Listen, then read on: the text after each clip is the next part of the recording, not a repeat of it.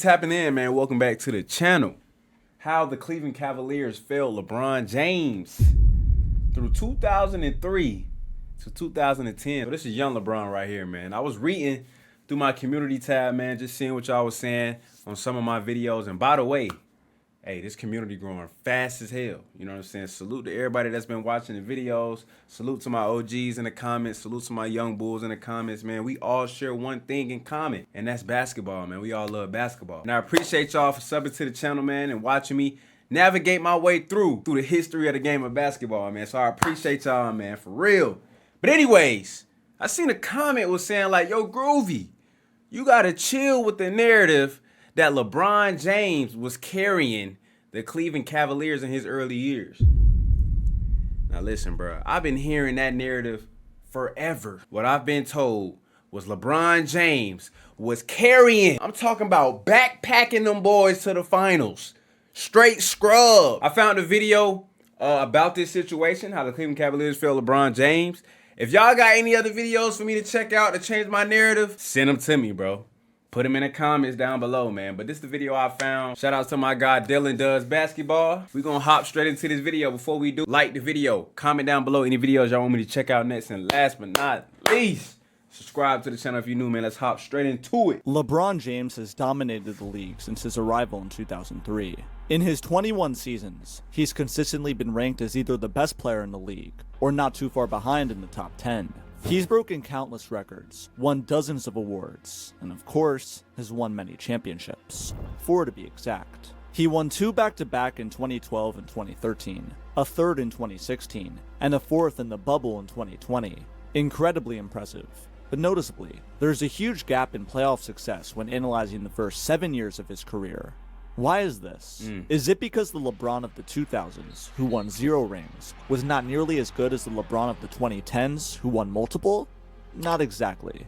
As LeBron's career continues to wind down, fans who are viewing his achievements in retrospect are often left wondering, what went wrong in his first 7-year-long Cleveland Cavaliers What tenure? went wrong? Let me Should know. LeBron be pinned for the failure, or does the Cavs organization deserve the blame? Today we'll be looking at LeBron's first stint with the Cavs from 2003 to 2010, and investigating why they could never win a championship. I'm gonna be honest, bro. The only people that I can name throughout his whole first 7 years in Cleveland is probably Mo Williams, Delonte West, Anderson Varejao, Ilgauskas. And yeah, that's about it, bro. And none of those names really like get me up out my seat. You know what I'm saying? So let's see. This is going to be as bitter an end to a season as you can possibly have. In this fall, I'm going to take my talents to South Beach and join the Miami Heat.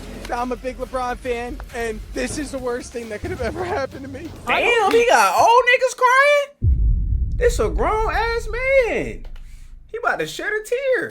I'm a big LeBron fan, and this is the worst thing that could have ever happened to me. I hope he never wins anything in Miami. He is dead to me. And then the fans went to Jersey because, you know, LeBron outrageous. That was a weak move, was a though, free bro. agent. And in 7 years, you couldn't give him one good player. In fact, he left the next 4 years. You had the NBA's worst record. Damn. Oh, my God. Look at the difference. Look at the, oh, my. In fact, he left the next 4 years. You had the NBA. Good God. Damn! Woo. NBA's worst record. Look at that record. 19 wins? Damn. Before LeBron arrived in Cleveland in 2003, the Cavaliers franchise was in basketball hell. In their 33-year history to that point, they had only won an average of 36 games a season, and had never even made the finals. In the decade before LeBron in the 90s, the Cavs were most known for being a doormat Michael Jordan stepped on in various playoff runs. They were mismanaged, dysfunctional, and worst of all, they were in Cleveland. That's why once they won the 2003 draft lottery and had the chance to pick LeBron James, it was seen as a golden opportunity to finally achieve success with the new hometown kid. But the Cavs squandered everything. So where did it all start to go wrong? One of the lesser talked about reasons as to why the Cavs struggled to surround LeBron with talent was simply because he was too good early on. In his rookie season, the Cavs jumped from 17 to 35 wins, then to 42, and then 50. The team was too good to get a high draft pick, but too bad to make any sort of a postseason run. On top of this, when they did get a lottery pick, they drafted horribly. J.J. Hickson? What the hell? Ugh. Who the hell is that? Postseason run. On top of this, when they did get a lottery pick, they drafted horribly. The Cavs' biggest draft whiff by far came in 2004, or with the 10th pick. Luke Jackson? Who the hell is that? Oof. They chose small forward Luke Jackson, a complete bust. Josh Smith, Bro, I've Al never Jefferson, heard of and him. J.R. Smith were all picked later on. Oh my God. They could have got Al Jefferson, Josh Smith, J.R. Smith, Jameer Nelson. Damn. Who the hell in the front office? What the hell was the Cleveland Cavaliers scouts looking at? While just one slot ahead of Jackson at the 9th pick went Andre Iguodala. Jackson wasn't the only error the team made in the draft, though. 3 points? In 2006, they chose Shannon Brown and Daniel Gibson with their picks, both of whom were average. In 2008, they chose J.J. Hickson with the 19th pick over better players like Serge Ibaka and Nico. Damn, they could have got Serge Ibaka? Nick Batum?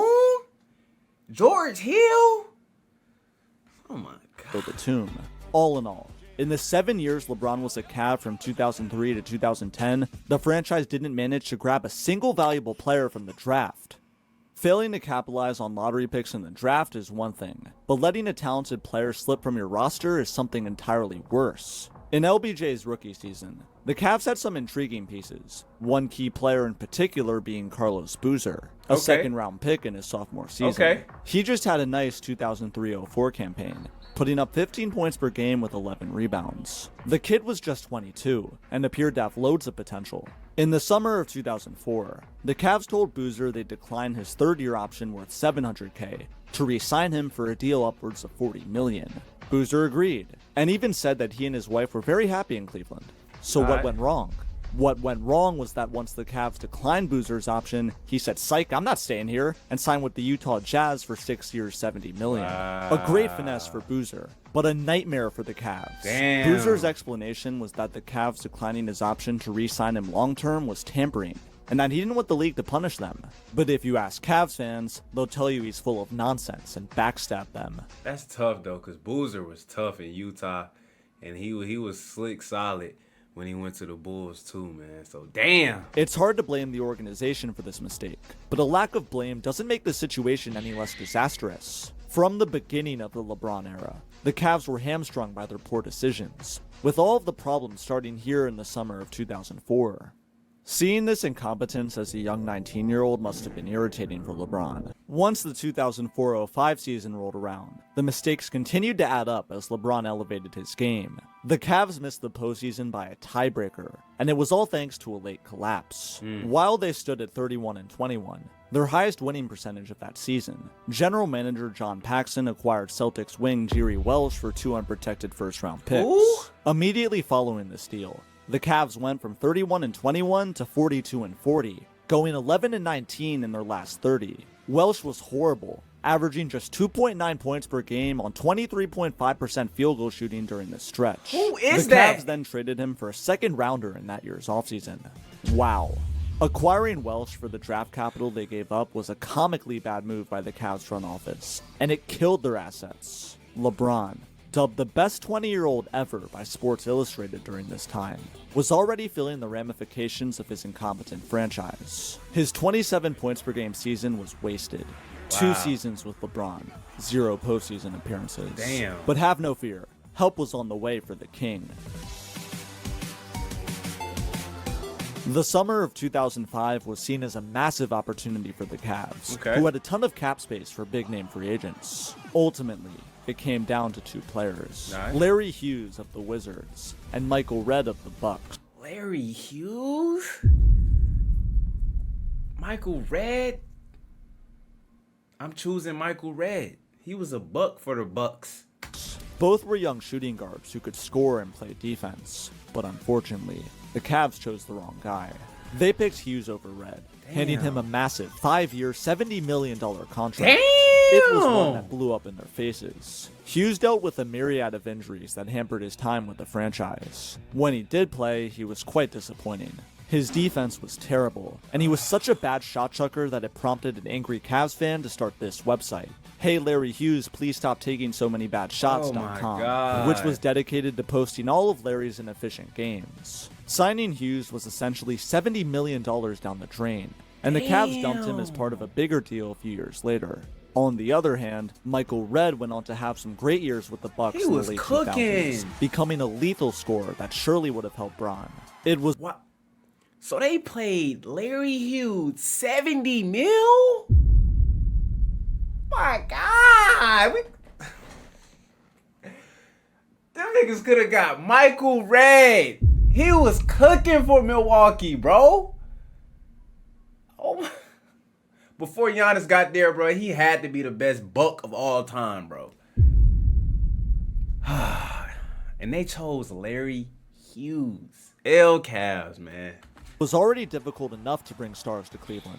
LeBron himself said in 2018 that nobody wanted to come there, no matter how hard he recruited. So to actually have a chance to get a star only to choose the wrong one was brutal. Despite egregious And he ain't played no mismanagement D? by the Cavaliers, they were still able to make the playoffs in LeBron's third year at the 4th seed with 50 wins. Okay. They lost in round 2 though, in 7 to the Detroit Pistons, with a huge factor for that L being James's lack of help. In that Pistons series, James averaged 27 a night with 9 boards and 6 assists, but struggled to score efficiently because of his lack of a jump shot. When the 64-win Pistons with an all-time defense clogged the paint, James was forced to kick it out to his teammates who bricked everything. Damn. Game 7 highlighted this problem the most. In this winner-go-home game, the Cavs scored just 61 points total over 4 quarters. Wow. 61 points? That's crazy, bro. That's crazy, bro. There was no offense, bro. And like you said, bro, LeBron didn't really have a jump shot back then, bro. So he kicking it to his teammates, you know, just trying to see if they can help him out. And he didn't have no help. Where the help at? What, Larry Hughes, where you at? That'll pay you 70 mil. Where you at, gang? God damn. And why nobody wanted to play with Bron? Young star in the league, you know what I'm saying? Like, what's up? That's crazy. James scored 27 on 11 of 24 shooting, while the rest of his team shot 9 of 41, Damn. or 22% from the field. 9 of 41? What the hell the help at? Ilgauskas, Eric Snow, Drew Gooden, Marshall, Damon Jones. Like, I ain't gonna lie, these are scrubs, bro. I'm not gonna lie, bro. In the comments down below, bro, y'all been telling me, look, don't put the narrative out there that LeBron ain't never had no help. Where is the help on this screen? Like, where's the help? God damn, he had 27? The next highest score is Larry Hughes with 10 points. He getting paid 70 mil. Damn. Floor. His teammates had more turnovers than total assists combined. That's crazy. With 3 key players not even scoring a field goal. Bron's teammates should have been nominated for first team all-cardio, because they were just running up and down the court for the hell of it. This loss in the semifinals marked the end of an era. 2003 to 2006 was the infancy stage of LeBron's career. 2007, though, is where the Cavs really started to get competitive, embarking on their first finals run in franchise history. Okay. The 2007 Cleveland Cavaliers were a polarizing squad. Alright. In retrospect, they're often mocked as being one of the worst teams to ever make the finals. Damn. In reality, though, they were much better than what meets the eye. They were a great defensive team, ranking 4th in the league in defensive rating. Okay. Their offense, however, was severely lacking. Their heavy reliance on LBJ was a fatal flaw that was used against them in the 2007 finals. Damn. James had an excellent playoff run, with his most notable performance coming against the Pistons in Game 5 of the conference finals. In that game, he put up 48 points, scoring 25 straight from the fourth quarter into the second overtime. At just the age of 22, LeBron had led his team to the finals. It may not have been against the most dominant of competition, but it was a great accomplishment nonetheless. However, this exciting run came to an end when the Cavs were hit with a reality check by the Western Conference champion San Antonio Spurs. LeBron played quite poorly in the 2007 finals, averaging 22 a game on 35% from the field and 20% from 3. The Spurs snatched his chain, forming an excellent game plan around his weaknesses, similarly to how the 2006 Detroit Pistons did. LeBron struggled to shoot, so the Spurs walled up the paint and forced James to either take perimeter shots or pass it. His teammates on offense were akin to LA Fitness hoopers, breaking most of their shots. Neither James or his supporting cast played well in this series, and it could be chalked up to the veteran Spurs out-coaching and outplaying the young Cavs. For sure. Still, Cleveland had conquered the Eastern Conference, and with no foreseeable challenger on the horizon, their future appeared bright. Once the 2007 offseason came around, though, the dynamics of the East would change forever in a shocking blockbuster trade. The Cavs went from looking like the kings of the East to a second thought in just a few weeks. Wow. In the summer of 2007, the Boston Celtics went from a 24-win lottery team to an absolute powerhouse. Damn. They traded for both Ray Allen and Kevin Garnett, two All-Stars. Damn, I didn't even know that. I thought this was after LeBron went to Miami, but this was before LeBron went to Miami. Them with Paul Pierce to form a formidable trio. They were a super team, and they were a huge threat to Cleveland.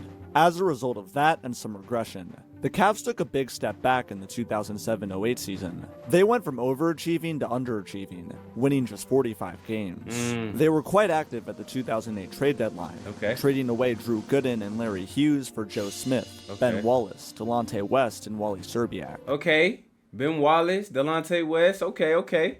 Which sounds like a lot, but 3 out of 4 of these guys were over the hill. The Cavs season ended in round 2 this time, to none other than the mighty Boston Celtics. Damn. To paint the narrative that James was all by himself for the entirety of this series would simply be false. In Game 1, he played horribly, shooting 2 of 18 with 10 turnovers in a game. Damn, Bron! 12 points, 10 turnovers? Oh, 2 for 18 shooting? Damn! Game where the Cavs lost by just 4. In Game 2, he shot 6 of 24, and in Game 3, he shot 5 of 16. The Celtics defense killed him in the first 4 games, holding him to a putrid 19-6-9 on 25% shooting splits from the field and from deep. Why they looking like Then, Ben Simmons? in typical LeBron fashion, he turned it up, averaging 37, 7, and 6 in the last 3 games of this series. Okay. He must have turned the difficulty down Okay, from Hall of Bron. Fame to rookie, because he was feasting. But unfortunately, these great numbers weren't enough to push the Cavs past the three-headed monster that was Boston. In Game 7, the then 23-year-old LeBron Oh, they pushed it to Game 7? giving it his all in a contest that the Cavs almost won.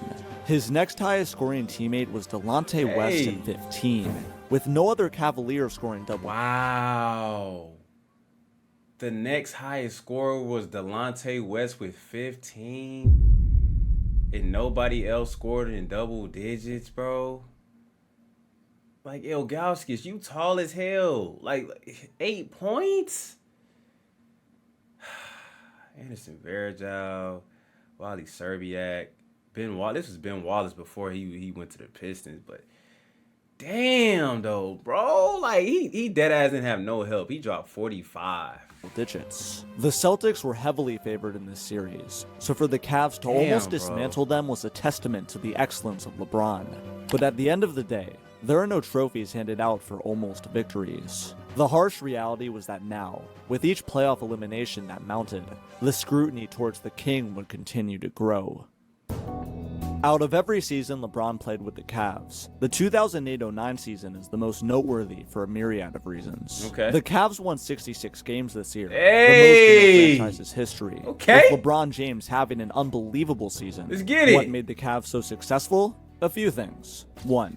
Bron. Enough said. 2. Mike Brown, the team's head coach, was cooking with his defensive schemes. Cleveland ranked 3rd in defensive ranking and 4th in offensive ranking, making for a well-rounded squad. The pieces around James were no stars, but they certainly weren't bums either. In the 2008 season, the Cavs added Mo Williams to their squad in a 3-team trade. Williams was one of the best players the Cavs ever managed to pair alongside LeBron in his first tenure, with the 08-09 season being his best year. Some other key pieces outside of Mo Wait, he made the All-Star team? Hey! With the 08-09 season being his best year. Less. Some other key pieces outside of Mo were Zydrunas Ilgauskas, Delonte West, and Anderson Varejao. They were fine, but are they really the best players you'd expect on a 66-win team? When the playoffs rolled around, the game got slower. Palms got sweatier, knees got heavier, shots stopped dropping, and So they choked in the playoffs? No way. So they was a regular season type of squad. these solid regular season role players were a complete non-factor. Damn. This 2009 postseason was an incredible opportunity for LBJ and the Cavs. James had just won his first MVP. Wow. The Cavs had the best record in the league, and an epic Kobe Bryant-LeBron finals matchup was projected by many. This Cavs team was supposed to be different, but instead of LeBron in the finals? they reminded everyone of the cold hard truth. They just weren't good enough. If there was any time period in LeBron's first Cavs stint that perfectly encapsulated the horrible lack of help he had, it was the 2009 playoffs. This was most highlighted in the Eastern Conference Finals against the Orlando Magic, in which Cleveland lost in 6. Damn. James put up a mind-boggling 38 points per game in this series with 8 rebounds and 38 assists. points per game? It just wasn't enough. In Game 1, the Magic won by a point, with Delonte West missing the go-ahead 3 that could have been the game winner. LeBron had 49 points on 20 of 30 shooting in this L, while his all-star second option Mo Williams shot 6 of 19. In the Game 3 loss, James had 41, but Williams shot just 5 of 16, while Zydrunas Ilgauskas shot 3 of 10. Damn! Not only did the Cavs players outside of LeBron suck, Bro, look at that, bro. 49, 35, 41, 44. Damn! Braun was hooping, bro. His teammates didn't come through for him, bro. They just went ghost, bro, in the playoffs, bro. Damn. But I'm not gonna lie, though, bro. This was a stacked Orlando Magic team, bro. Dwight Howard, Rashad Lewis, Hito Turkoglu. Like, bro, they had some dogs over there. I ain't gonna lie. Jameer Nelson. Them boys is hooping.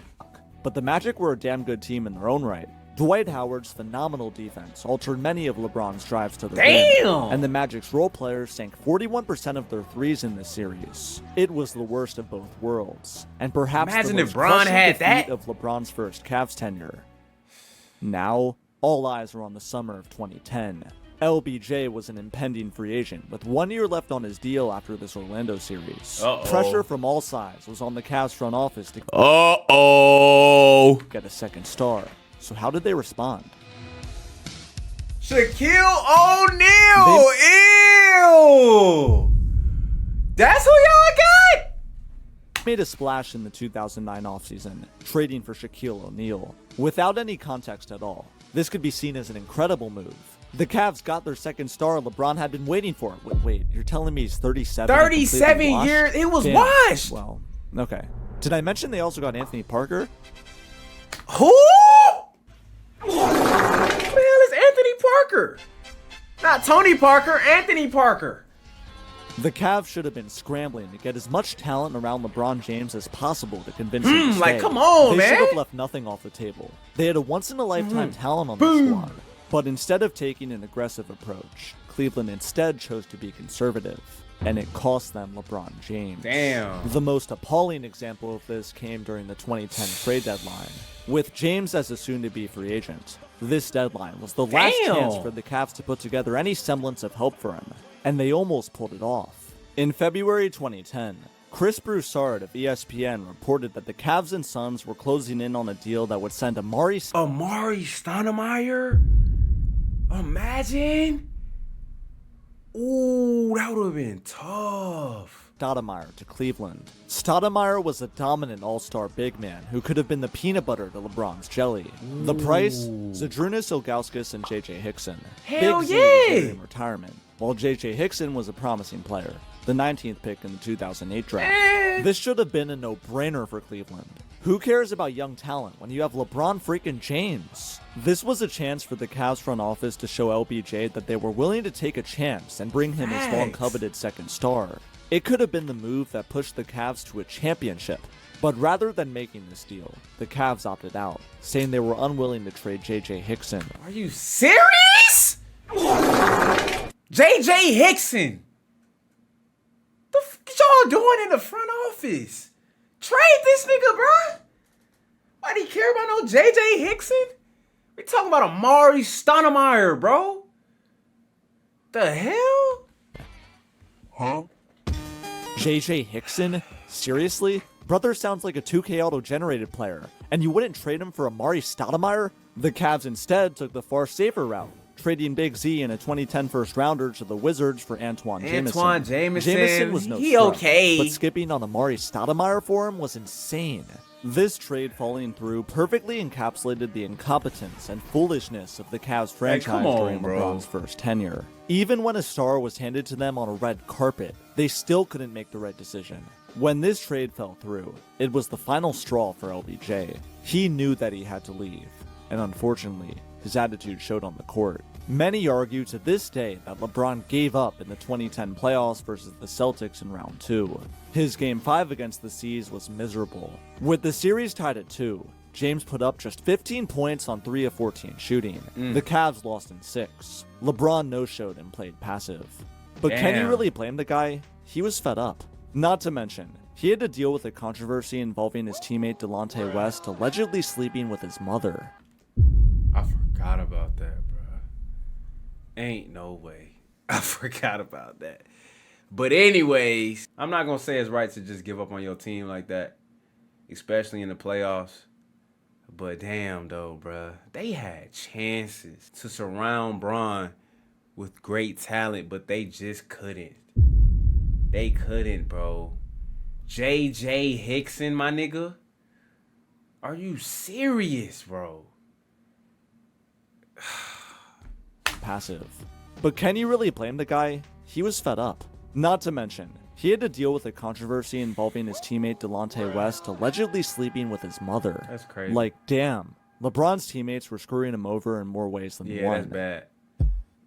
The Cavs front office from 2003 to 2010 failed so badly to surround LeBron with talent that they should be locked up for crimes against basketball. It's truly a shame to see such a generational talent fail to win anything in his first 7 years because his teammates couldn't provide any help. Like, what's even worse is the fact that when the Cavs had windows of opportunity to give James this help, they failed to capitalize. This makes LeBron's decision to leave Cleveland in the summer of 2010 an obvious choice. It wasn't the most cordial departure, as this was a weak move. I'm gonna be honest. This definitely was a weak move. But damn, though, bro. They did have chances to keep him, though. But this right here was a weak move. This was a weak move. Going to Cleveland. Going to Miami, teaming up with an all-NBA type player in D-Wade, who already won the championship. And then you add on an all-star in Chris Bosh. Like, damn, bro. Like, that was a weak move. But then again, it's like, come on, bro. Like, y'all wasting my prime. As James broke his hometown's heart on national television. But him leaving was the right move. That team was going nowhere, and it showed as they went from 61 wins in the 2009-10 season to 19 the very next year. Following LeBron's signing with the Heat in July 2010, the owner of the Cavs, Dan Gilbert, wrote an angry one-page letter to Cavs fans everywhere, where he proclaimed that the Cavs would win a championship before LeBron ever won one in Miami. But Not only was this unprofessional and embarrassing, but it took zero accountability for the terrible management that pushed James out of Cleveland to begin with. Gilbert bear just as much responsibility as the Cavs front office did for their complacency and thoughtless decision-making. Luckily for the Cavs, they got what most franchises never get, a second chance. James returned to the team in 2014 after winning 2 rings with Miami, and went on to finally deliver a championship to the city of Cleveland in 2016. His second stint was far better managed than the first. In the end, this story does have a good ending. Perhaps the Cavs learned their lesson this time around. When you get a good player, just don't be dumb and everything should work out just fine. All right, man, that was a great video right there, man. How the Cleveland Cavaliers failed LeBron James his first 7 years. First off, what in the hell was the front office doing the first 7 years? Nah, for real. You got young LeBron James. I'm talking about coming into the league, straight killing. Get this man some help. They made a bad investment with Larry Hughes. I don't know what the hell he was doing out there. My boy ran off with 70 M's. Good God, but Larry Hughes was terrible. But anyways, how the hell did y'all pass up on Amari Stoudemire, though? Him and LeBron together? They probably could have won 1 or 2 together for sure. I'm going to be honest, bro. I'm going to have to keep my narrative, bro. Like, LeBron I mean, I wouldn't say he carried this Cleveland Cavaliers team to the finals because they was a good regular season team, as y'all could see. You know what I'm saying? His role players, they were playing good in the regular season. They just didn't show up when it mattered the most, and that's during the playoffs. That one year when Mo Williams was going crazy, Ilgauskas was going crazy, they role players, you know, was doing good. They made it to the playoffs, and they just went cold. You know, they couldn't make a shot. LeBron James was literally dropping 40-plus, 30-plus a game, and they just couldn't get it done, especially versus a stacked Orlando Magic team, bro. Like Dwight Howard and all his role players, they was doing what they needed to do. You know what I'm saying? But yeah, I'm gonna be honest, bro. The front office failed him. They could have definitely paired him with a legit all-star, bro. They probably would have won a championship. But what y'all think in the comments, bro? What y'all think, man? I just think the front office did a terrible job with trying to find LeBron James, somebody to pair with. I don't know, man. He had some solid role players, I'm gonna say that. But when it came to the playoffs, they did not show up at all. So y'all let me know what y'all think about this video right here, man. This was a dope video. Like the video if you like the reaction, man. Comment down below, man. Any videos y'all want me to react to next. And last but not least, subscribe to the channel if you new. Groovy signing out.